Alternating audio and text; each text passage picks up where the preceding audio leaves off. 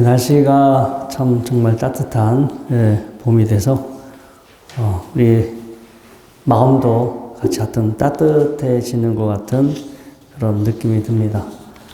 날씨가 따뜻해져서 저녁 때 이렇게 자전거도 탈 수 있고 또 운동도 할 수 있고 저는 그래서 더 어떤 좋은 것 같습니다. 거의 저녁마다 제가 자전거를 타는데 어제 이제 이렇게 운동을 하고 들어오다 보니까 이 입구에 저희 화장실이 있잖아요. 젊은 커플이 뭐 아마 산책하다가 이렇게 화장실에 이제 볼일을 봤나 봐. 그래서 화장실에 볼일을 보고 나와서 둘이서 절 안에를 들어갈까 말까 이렇게 뭔가 이제 그런 상황이었어요. 그런데 이 여자 아가씨는 들어가자 하는데 남자가 여기 이상해. 절이 이상해. 무서워. 가자. 그래서 절에 안 들어오고 가더라고요. 이제 하여튼 저는 그 장면을 이렇게 지나가면서 이제 봤어요. 지나가면서. 근데 그 젊은 그 커플에게 저희 절이 이상해 보일 수도 있고 무서워 보일 수도 있는데 그 문제가 있어요? 없어요? 없죠. 왜냐면 어떤 사람은 그렇게 보이는 거예요. 그렇게 보이는 걸 저희 절에 자주 오시는 분들이야 당연히 절에 오는 게 편안하고 절의 모습이 이렇게 이상하게 보이지가 않는데 근데 또 저희들도 다른 종교의 어떤 그 시설에 가게 되면 또 저희들도 그러한 그 감정을 생각을 아마 할 수도 있을 겁니다. 섭대승론이라고 유식경전인데요. 섭대승론이라는 이 책에 보면은 일수사견이라는 표현이 나와요. 일수사견. 하나의 물인데 보는 사람마다 다 다르게 보인다는 거예요. 하늘에 살고 있는 천신들에게는 이 물이 보배로 장식된 땅으로 보이고, 그 다음에, 사람들에게는 마시는 물로 보이고, 그 다음에 물고기들에게는 자신들이 살고 있는 삶의 터전, 삶의 보금자리로 보이고, 귀신들 아기들에게는 물이 고름덩어리, 피고름덩어리로 그렇게 물이 보인답니다. 우리가 믿거나 말거나 하긴 하지만, 아무튼 같은 물이지만 그걸 바라보는 존재에 따라서 똑같은 대상이 다르게 보일 수도 있다. 사실은 그게 우리가 살고 있는 세상의 진면목인 거예요. 세상이 답이 정해진 건 아닌 것 같아요. 꼭 이런 거야 라고 절대적인 답이 정해진 게 아니라 이 수준 따라 그걸 바라보는 사람의 상황에 따라 다르게 보여진다. 다르게 볼 수 있다. 사실은 그게 답이지 꼭 이렇게만 봐야 한다. 저 대상은 이런 것이다 라고 답을 정해주고 하나의 방법으로 하나의 모습으로만 바라보게 한다면 어찌 보면 그게 이상한 거죠. 근데 지금 우리는 내가 보는 거가 옳아. 내가 보는 거는 문제가 없지만 다른 사람들이 보는 건 이상해. 이렇게 생각할 거예요. 그런데 그렇게 보는 사람 자체가 이상한 거예요.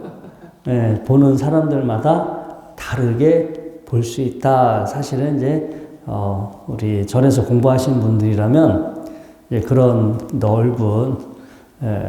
넓게 보고 하는 그런 그 큰 인식의 스케일이 좀 필요한 것 같습니다.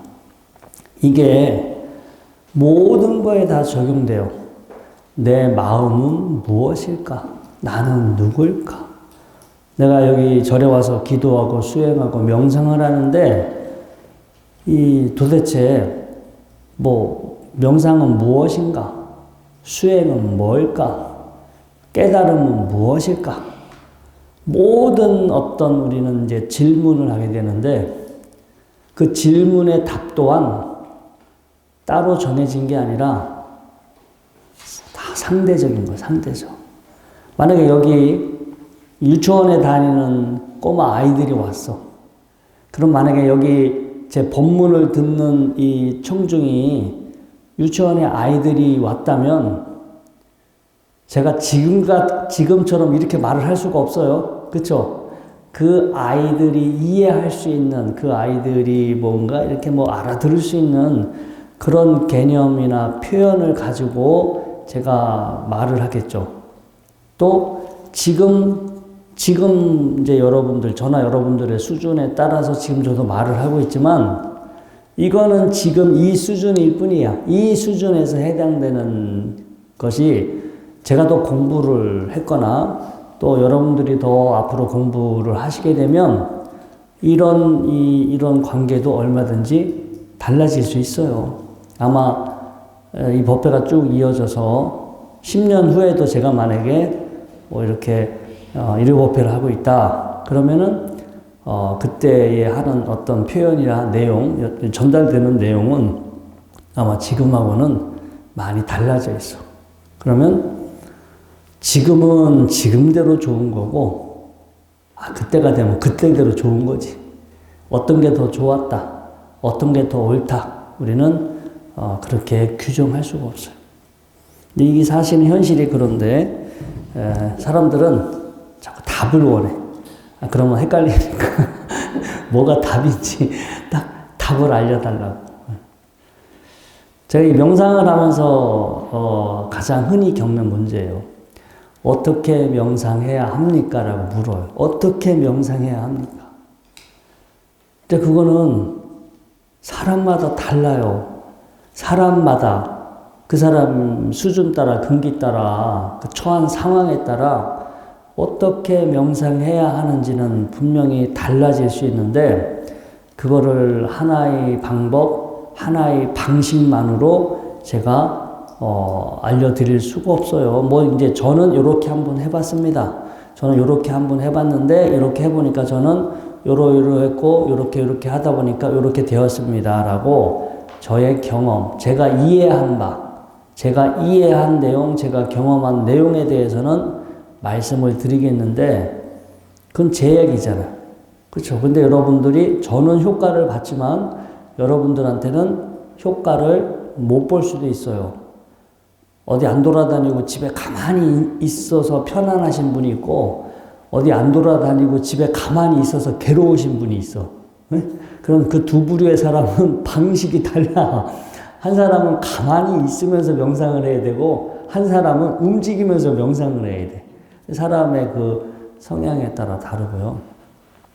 저도 세월이 지나고 시간이 지나면서 계속 변하는데 저는 수행이라는 것은 지금 저의 이해, 저의 수준에서 보면 뭔가 하나의 삶의 태도와 자세인 것 같아요. 저는 요즘 드는 생각이 그냥 스님답게 살려고 하는 거, 스님처럼 살려고 하는 거, 수행자처럼 살려고 하는 그런 태도와 자세가 수행인 것 같아요.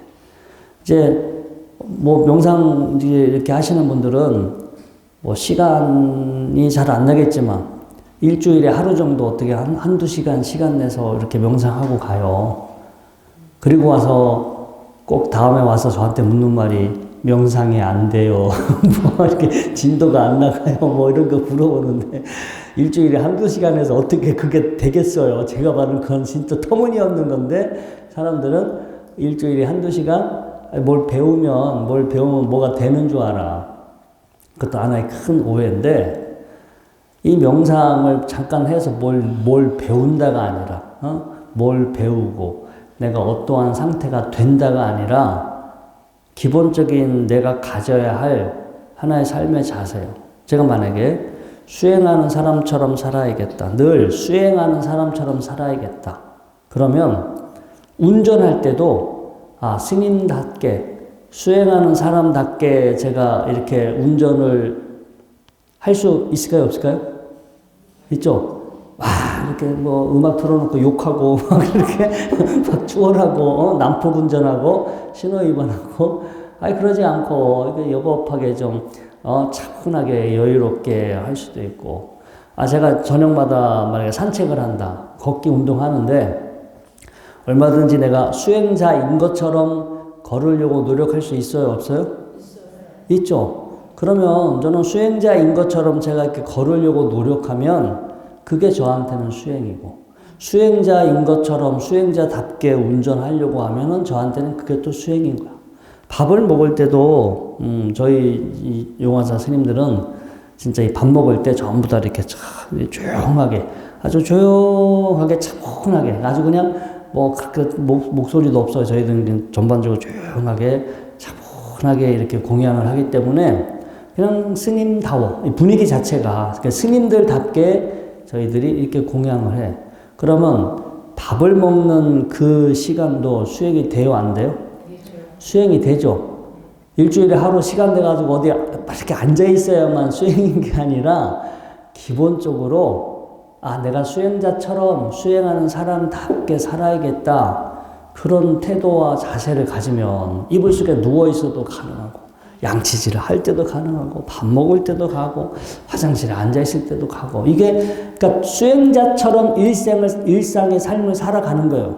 수행과 생활이 분리되는 게 아니라 정말로 내가 수행을 하고 싶다, 기도를 하고 싶다, 명상을 하고 싶다, 그러면 그냥 하루의 삶을 대하는 나의 태도와 자세가 달라지는 거지. 사는 건 그냥 예전처럼 살고 있는데 어쩌다 시간 내서 잠시 그 시간 동안에만 수행하는 사람인 것처럼 흉내를 내면은 본인들은 열심히 했다 생각하지만 실제 변화가 일어나지 않겠죠. 그래서 이거는 아무튼 제가 지금까지 이렇게 나름 계속해서 이렇게 수행과 인연을 맺으면서 바라보니까, 왜냐면 저도 따로 시간을 내서 하지 않아요. 이렇게 뭐 시간을 내서 뭐 어쩌다 시간이 나면 이렇게 음악 들어가면서 차 한잔 하면서도 이렇게 조용하게 명상을 하고, 뭐 머리 좀 많이 쓰고 뭐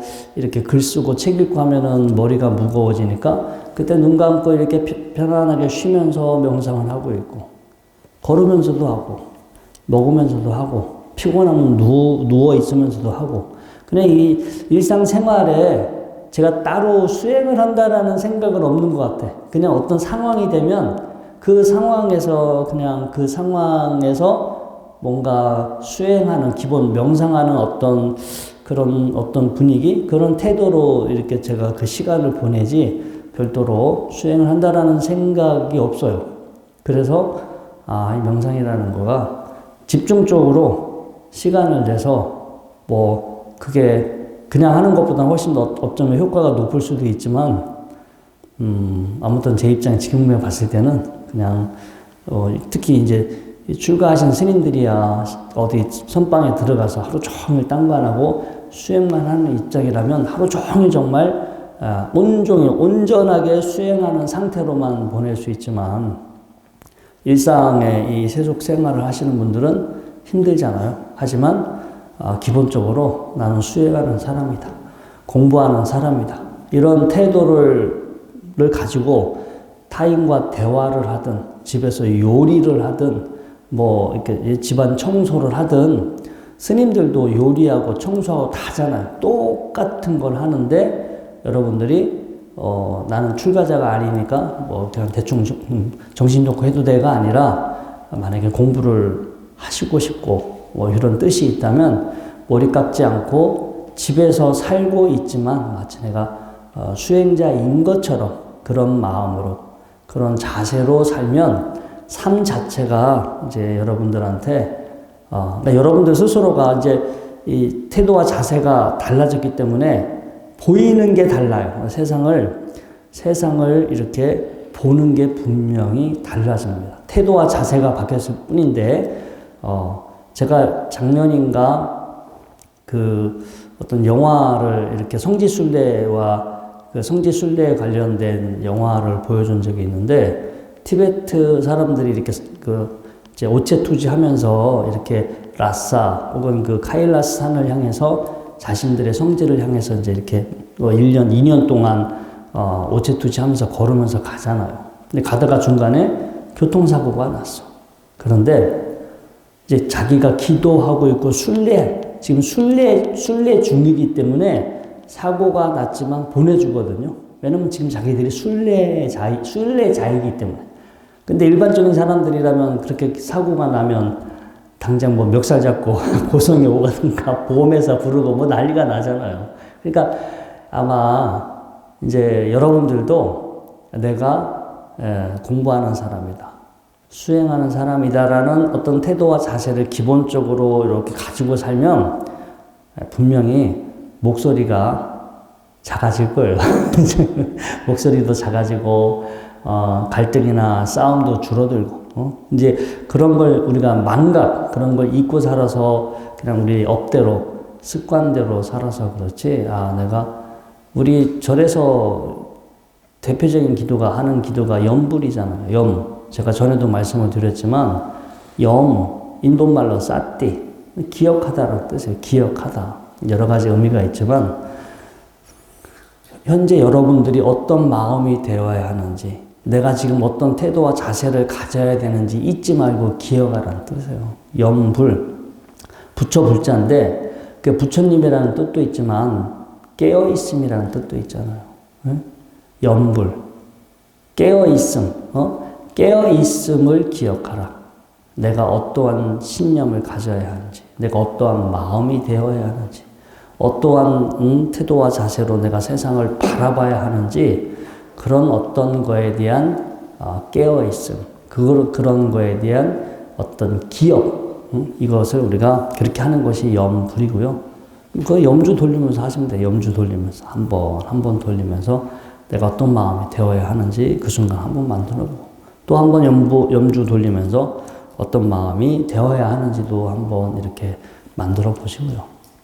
자, 이제 그렇게 해서 명상이라는 것도 아무튼 지금까지 제가 보기에는 결국 태도와 자세를 만들어 가는 것이구나.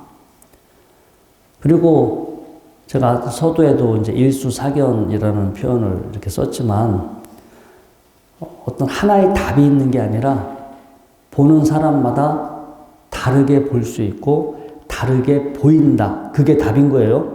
이것이 답이 아니라 보는 사람마다 다르게 보이고 다르게 볼 수 있다. 제가 지난 불교대학 강의 때도 말씀을 드렸지만 요즘 여기 재개발되어서 건물이 다 철거가 되면서 동네 고양이들이 거의 많이 모여 살거든요. 그럼 밤마다 싸워. 밤마다 이거 지 땅이라고 싸워. 서로 이게 자기네 땅이라고 밤마다 이거 쟁취하려고 싸워요. 그리고 가끔 개들도 들어오면 지 땅이라고 오줌 싸고 가. 이렇게. 여기 영역 표시하고 가요. 그러면 이 비둘기들 2가구가 살거든요. 얼마 전에 새끼 또 낳았는데, 제가 봤을 때만 이제 2세대야. 작년에 새끼 낳은 것도 제가 봤는데, 아무튼 비둘기들도 여기서 2가족이 자꾸 세대를 거듭하면서 털을 잡고 살고 있으니까 비둘기들도 이 땅이 자기 영역이야. 그러면 여기 절에 오시는 신도님이나 절에 살고 있는 스님들도 용화사는 우리 거 이렇게 생각하잖아요. 그러면 그 누구도 맞다 틀리다 할 수 없어요. 인간이 보는 것도 맞고 비둘기가 보는 것도 맞고 고양이가 바라보는 것도 맞고 개가 그렇게 보는 것도 맞지. 오직 인간만이 보는 게 맞고 나머지는 다 저거 부질없는 짓이야. 저 고양이 맨날 싸워봤자 야 이게 니네 거 아니야. 이거 사람 거지. 니네 거 아니야. 우리는 쉽게 그렇게 말할 수 있지만 그거는 그냥 우리의 하나의 독단이지. 정말 그 누구의 것도 아니고 각자가 바라보는 것이 다 맞아. 그러면 이게 우리 이제 이게 일단 명상이나 수행할 때 자꾸 마음 이야기를 하잖아요. 마음을 찾아라. 뭐 이런 이야기 많이 해. 마음을 찾아라. 뭐 어떤 마음이 되라. 그런데 이게 마음이라는 것도 사실은 뭐가 답이 있는 걸까요? 아니면은 보는 사람마다 다르게 보는 게 정상일까요? 그렇죠. 이게 마음이 정말 딱 부러지게 있는 거라면 찾으면 끝이야. 여기 그냥 어딘가 가만히 있는 것이라면 찾으면 돼.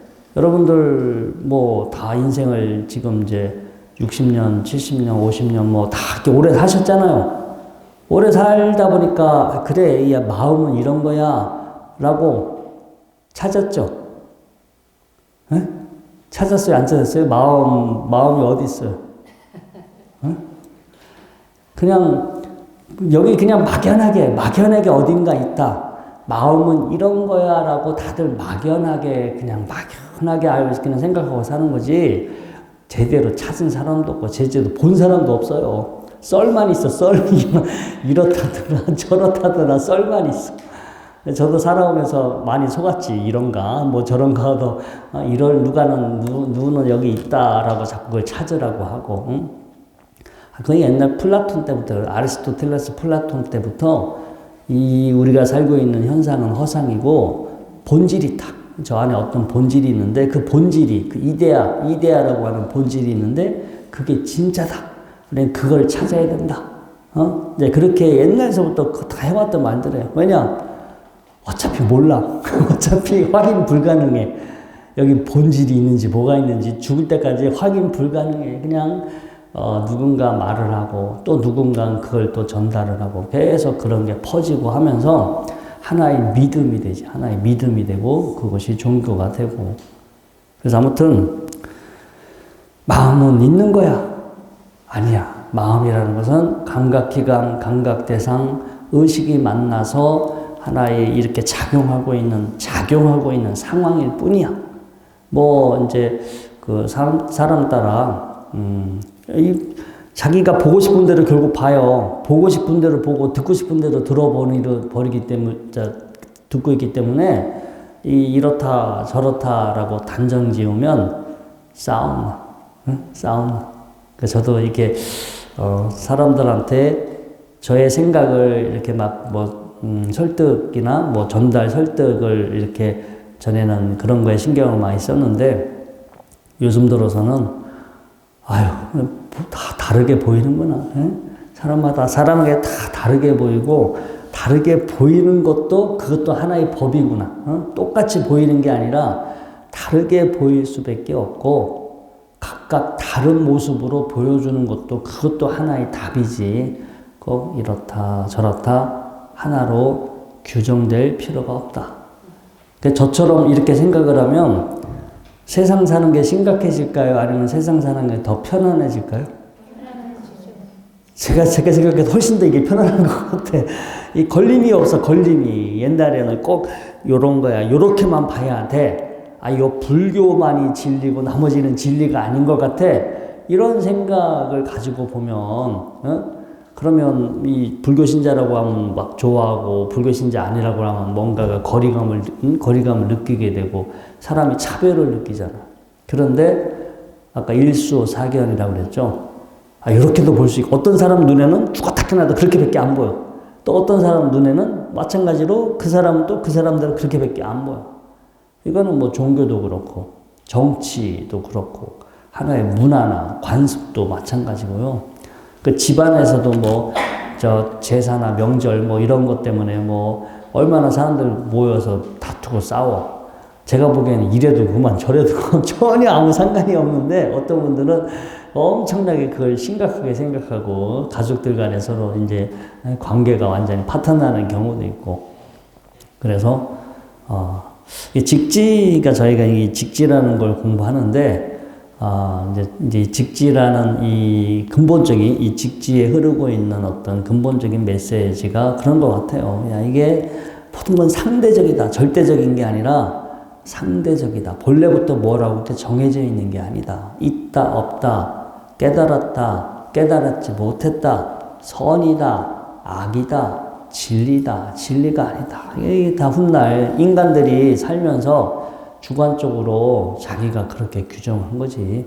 본래 그렇게 정해져 있는 것이 아니다. 그래서 그 본질, 어떤 표면적으로 드러난 어떤 거에 매달리지 말고 그런 것들의 하나의 어떤 전체적인 어떤 상황이나 어떤 그 본질을 이렇게 그 전체적인 어떤 본질의 전체적인 그런 어떤 특성이나 원리를 파악하는 것이 훨씬 더 그게 뭔가 이제 중요하기 때문에 반복적으로 그런 메시지를 전하는 것 같습니다. 자, 오늘은 11번째 분하야사 존자입니다. 자, 이제 11번째 이제 분하야사 존재인데, 이 분하야사 존자의 그 스승은 협존자죠. 우리가 지난 시간에 공부를 했는데, 협존자, 우리 제4차 결집은 스리랑카에서도 4차 결집이라 하고, 간다라 지방에서 했던 것도 4차 결집인데, 이 분하야사의 스승이 되는 이 협존자는 이 4차 결집할 때 이 협존자와 이 분하야사 존자의 지금 제자가 되는 아슈바보사, 마명보살이라고 하죠. 그 협존자와 마명보살 이 두 명이서 제4차 주관이 돼서 제4차 결집을 했다. 그래서 역사적으로는 이 협존자와 그 다음에 마명, 우리 불소행찬이라고 해요. 대승기신론과 불소행찬을 지은 마명보살은 이제 이렇게 역사적인 기록이 있어요. 기록이 있는데, 이 중간에 있는 분하야사 존자는 제목만, 이름은 있는데 구체적인 이런 그게 안 나와. 우리 조당집이라든가 이 조당집과 전등록, 조당집하고 전등록에도 우리 직지에서 나오는 이 스님들의 일대기들이 똑같이 거의 나오고 있거든요. 90%는 같아요. 좀 더 길게 나오는 부분도 있고, 좀 더 짧게 나오고 있는데, 조당집이나 전등록에도 우리 직지에서 배우는 이런 내용이 똑같이 언급되어 있어요. 근데 뭐, 조당집 같은 경우는 엄청나게 분량이 많아요. 10권이 넘어요. 엄청나게 이 번역이 다 돼 있는데, 책값도 비싸. 이거 전집으로 다 지금 살려면은 좀 가격이 부담이 있어요. 도서관에도 잘 없어요. 우리 청주 지방에는 없더라고요. 동국대 도서관에는 있는데, 아무튼 이 조당집, 그 다음에 이제 전등록은 많이 번역이 됐으니까요. 아무튼 그런 이 안에 다 들어있는 내용인데, 거기서 발췌를 해서 우리가 이 직지신경을 만든 거예요. 그래서 그때 이 조당집이나 전등록에도 간단하게 이 분하야사 스님의 그 내용이 간단한, 우리 그 직지에 나와 있는 그런 내용에서 크게 벗어나 있지는 않고요. 아무튼 이 분하야사 존자의 법을 이어받은 그 마명, 이제 이분에 대한 기록은 워낙 유명한 대승기신론이라든가 불소행찬 부타차리타라는 그 기록을 남기셨기 때문에 이제 그분에 대한 기록은 상당히 이제 많이 남아있는 편입니다. 그리고 부타차리타 불소행찬 그 기록 그 자료의 맨 끝에 보면은 그 마명보살도 분하야사라는 스님의 언급은 없어요. 자기가 협존자를 만나서 원래 다른 종교를 가르침을 사상을 믿었는데 협존자를 만나서 이렇게 불교를 믿게 됐다는 표현이 나오지, 이 분하야사 스님에 대한 이 기록은 뭐 사실 이렇게 그 책에 나와 있지는 않습니다. 우리는 이렇게 법이 이렇게 쭉쭉쭉쭉 이렇게 전해진 것 같은데, 이거는 뭐 이렇게 직지라든가 조당집이라든가 전등록의 차원에서 보면은 그런데, 나중에 뭐 뒤에 용수보살도 나와요. 근데 용수보살은 지금 이런 이 설일체유부, 지금 우리가 공부하고 있는 이 논사분들이 협존자도 그렇고, 그 아슈바보사, 마명보살도 그렇고, 일종의 설일체유부 그쪽 계통의 논사들인데, 더 뒤로 가면은 공격하거든요.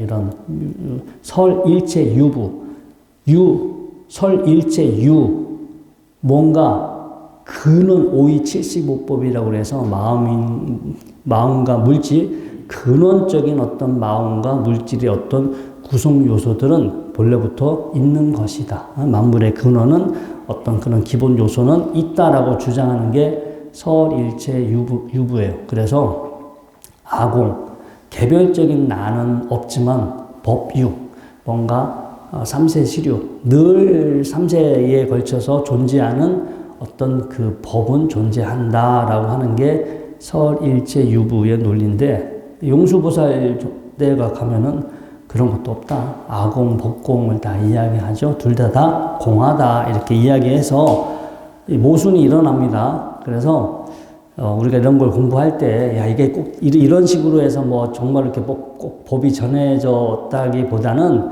후대 사람들이 편찬을 해서 그 시대에 뭔가 이렇게 이름 있는 사람을, 유명했던 사람들을 이렇게 엮어가지고 마치 이렇게 이렇게 뭔가 이렇게 전해져 내려온 것처럼 후대에 이렇게 많이 각색되지 않았나, 이제 그런 생각이 듭니다. 안 그러면 내용이 똑같이 일치를 해야 되는데, 뒤에서 서로 이렇게, 그 모순이 일어나기 때문에요. 자, 아무튼, 이 분하야사 제11조, 우리가 이제 분하야사 존재인데요.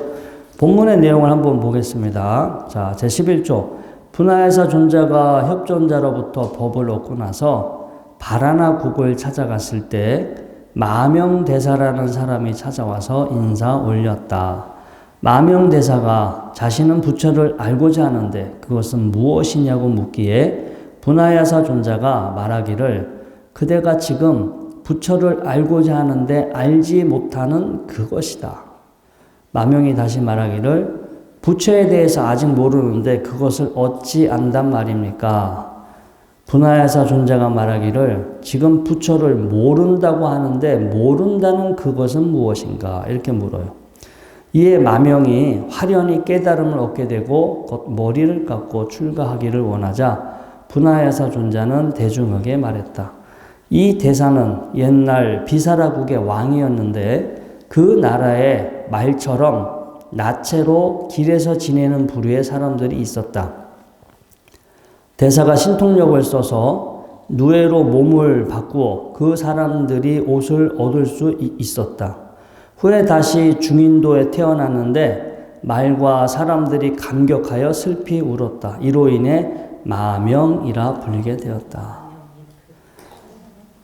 자, 이제 분하야사 존자를 만나 출가하여 구족계를 받게 되었다. 그리고 나서 분하야사 존자는 마명에게 말하기를 이제 열애의 큰 법을 그대에게 부족하노라 하면서 개성으로 말했다. 미혹함과 깨달음은 숨겨짐과 드러남과 같고 밝고 어두움도 서로 떨어져 있는 것이 아니다. 이제 숨겨남과 드러남의 도리를 부족하노니 하나도 아니고 또한 둘도 아니다.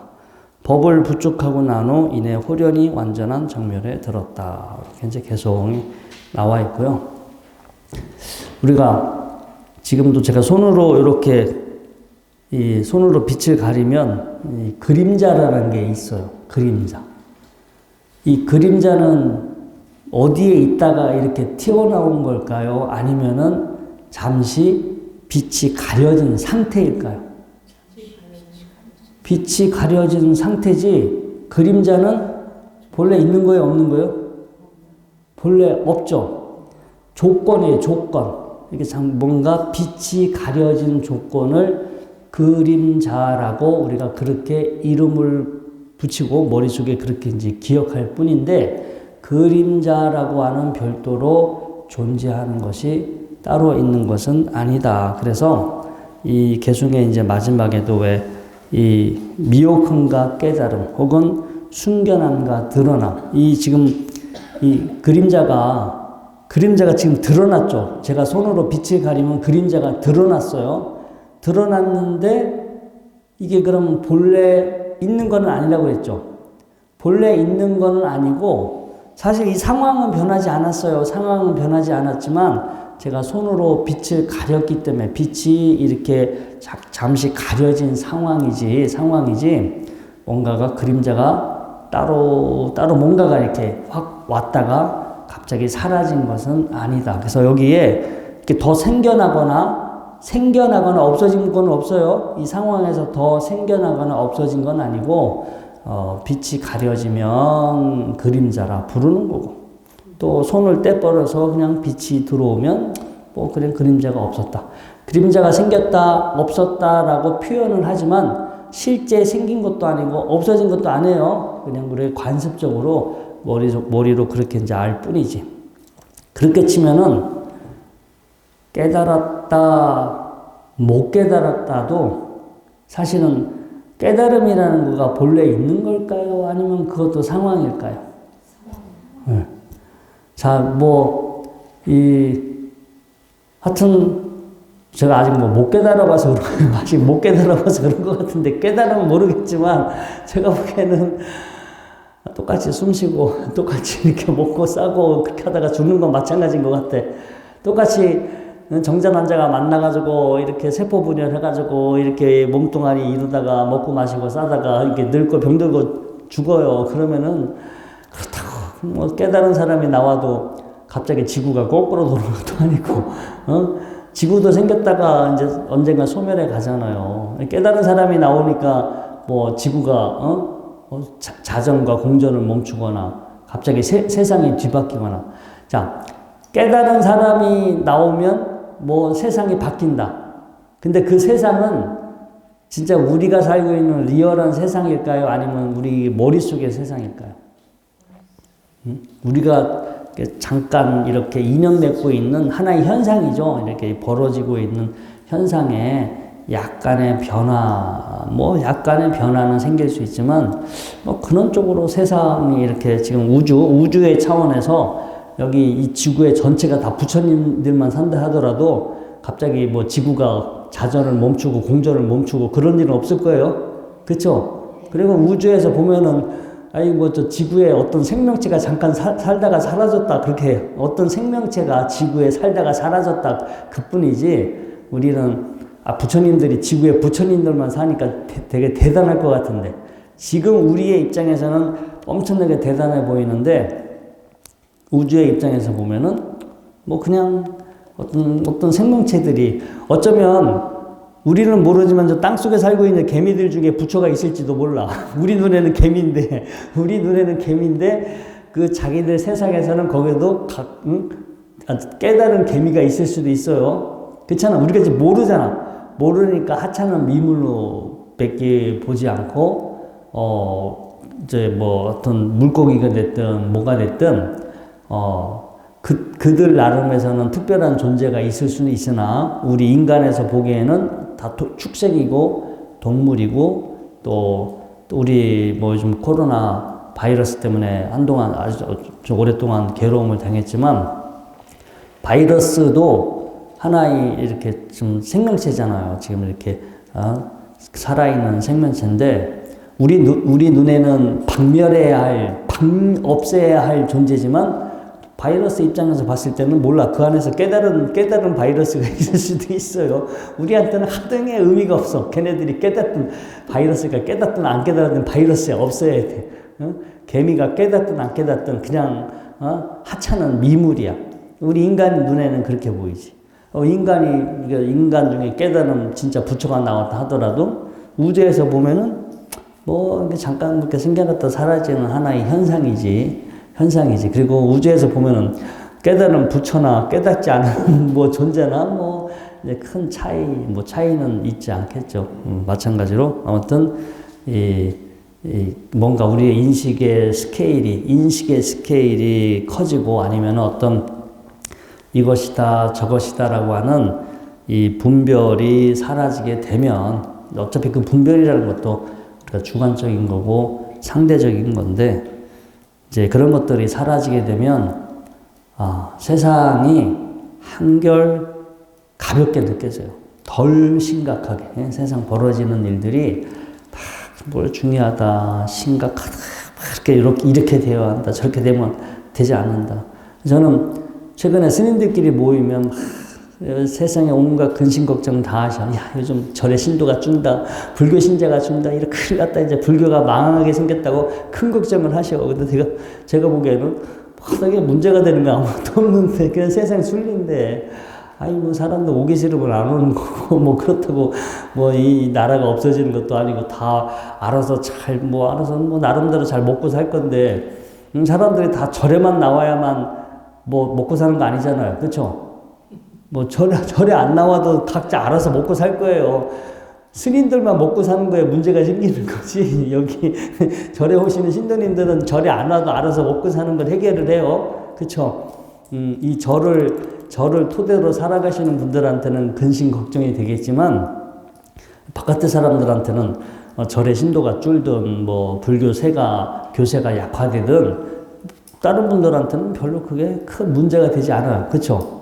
그러면 우리도 불교 신자의 그 테두리 안에서 봐야겠어요? 아니면 불교 신자라는 테두리를 버리고 그냥 더 넓게 봐야 되겠어요? 넓게 봐야지. 그러니까 불교 신자라는 테두리를 가지고 보면은 절의 신도도 안 오고 불교 신자 줄면은 자기 마음도 쪼그라들어. 그런데 내 마음은 뭐 불교 신자라는 그런 그 상이 없어. 또 뭐 어떤 상을 갖지 않으면은 절에 뭐 사람들이 많이 와도 그것 때문에 뭐 크게 뭐 저기 한 것도 없고 절에 사람들이 안 와서 절이 없어진다 하더라도 그것 때문에 상심하지 않고 세상이 망하는 것도 아니고 우리 나라가 망하는 것도 아니고 중생들은 알아서 살아가요. 우리 인류 역사 중에서 종교가 있었던 시간은 얼마 안 돼요. 응? 그 진짜 이게 뭐 2000년, 3000년 뭐 한 끼켜야 뭐 5, 6천년? 그러니까 인류가 살았던 그 수많은 세월 동안에 정말 종교가 있었던 시간은 극히 짧았어. 그런데 마치 그 종교가 없어지면은 큰일 날 줄 아는데 애초에 없었어. 애초부터 없었어. 근데 없었다가 지금 잠깐 현상. 하나의 제가 보기에는 그냥 현상인 것 같아요. 이 지금 시절에는 이런 형태의 종교가 있었고 앞으로 100년 후, 1000년 후가 되면 종교라는 거가 사라질 수도 있고 아니면 지금과는 다른 형태의 또다시 종교가 생기겠지. 이제 그렇게 봐야 이게 뭘 어떻게 되든 뭐 그거에 크게 마음이 이렇게 초탈해지고 여여해지지. 야, 이거 없어지면 큰일 나. 이거 빨리 사람들 많이 와야 되는데 이거 그렇게 근심 걱정하고 보면 안 되겠죠. 네. 저처럼 생각하면 이게 절이 또 안 되는 거 아니에요? 이렇게 절에 사람들이 와야 저도 이 법문도 하고 설법도 하고 절에서 보시를 받는데 아무튼 뭐 그거는 그때 가서 일이고 그때 가면 절이 없어지면 또 거기 가서 또 저만의 수단을 찾으면 되는 거고 지금서부터 근심 걱정할 필요 없죠. 그러니까 요즘은 또 주변에 공장에서 사람 못 구한다고 난리예요. 그래서 뭐 그냥 어디 가서 먹고 사는 것은 제가 보기에는 자기가 어떤 태도와 자기만의 태도와 자세만 가지고 있으면 어디 가서 무슨 일을 하든 자기 마음은 무너져 내리지 않는 것 같아요. 어찌 보면 이게 이제 하나의 불교의 다른 종교에서 따라올 수 없는 불교만의 가장 강점이고 장점인 것 같아요. 다른 종교는 이거를 믿어야 돼. 이것만 믿어야 되고 다른 건 답이 아니야. 이 안에서 구원을 받아. 근데 불교는 다 버리라고 하죠. 버리라고 그래. 본래 없다고 그래. 본래에 있는 게 아니라 잠시 인연이 돼서 이렇게 작용하고 있지 본래 있는 것이 아니라 이제 그런 태도와 자세를 가지기 때문에 이래도 듣고 저래도 듣고 그래서 마음이 어쩌면 더 긍정적인 마음을 우리가 가질 수 있는 그런 장점을 가지고 있어요. 그래서 우리가 그걸 이제까지 잘 불교가 제대로 평가받지 못해서 그렇지. 너무 허무, 염세주의, 허무주의, 뭐 부정적으로 세상을 본다가 아니라 너무 넓게 보고 있으니까 이 속 좁은 사람들이 그걸 못 보니까 마치 뭐 부정적인 거 얘기하는 것 같고 뜬구름 잡는 얘기하는 것처럼 보일 뿐이지 불교는 세상을 아주 폭넓게 바라보고 있고 또 여러분들이 이런 공부를 통해서 여러분들이 세상을 어떻게 바라봐야 되는지 그렇게 바라보고 살면 실제 나의 삶에 어떤 변화가 일어나는지 그리고 불교는 절대 뜬구름 잡는 얘기 하지 않아요. 정말 너무나 현실적인 얘기예요. 너무나 현실적인 거. 사람은 태어나서 늙고 병들고 죽는다. 그거 너무나 현실적인 거예요. 너무나 현실적인 거. 근데 사람들은 그걸 외면하고 회피해. 에? 늙고 병들고 죽는 거는 누구든지 피해갈 수 없는 너무나 분명한 현실인데 자꾸 그거를 외면하고 회피하고 야 죽은 다음에 어디 가면 영원히 산다더라 뭘 깨달으면 생로병사가 없는 어떤 영원한 차원이 된다더라 해서 이 리얼한 현실을 이거를 부정하게 되고 이거를 외면하게 만드는데 불교는 안 그래요. 정신 똑바로 차리고 딴 데 가서 답 찾으려고 하지 말고 지금 지금 이렇게, 지금 이렇게 작용하고 있는 걸 잘 봐라. 이게 답이야. 어디 다른 차원, 사후세계나 다른 차원이 답이 아니라 여러분들이 그냥 지금 저녁 때 가서 거울을 보고 이렇게 여러분들의 본래 모습을 보고 계시면 그게 여러분들 모습 맞죠? 마음에 안 들어도 거울을 보고 마음에 안 들어도 그건 내 모습이에요. 어쩔 수 없어.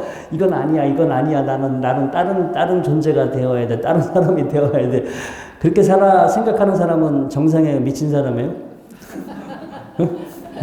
정상이 아니지. 여러분들이 거울을 보고 제가 이제 거울이라는 표현을 썼지만 지금 현재 여러분들의 상태, 정신 상태, 마음 상태 이걸 들여다보면 마음에 안 들을 거예요. 그렇죠? 마음에 안 드니까 오늘 여기 오셨지.